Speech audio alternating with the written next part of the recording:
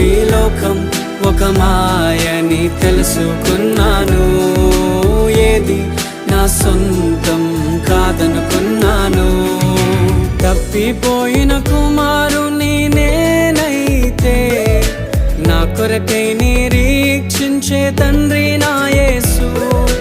తప్పిపోయిన కుమారుని నేనైతే నా కొరకై నిరీక్షించే తండ్రి నా యేసు.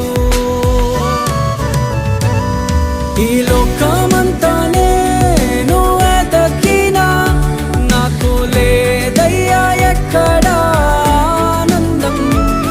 నీ సన్నిధిలో ఒక్క క్షణం గడిపినా నా హృదయం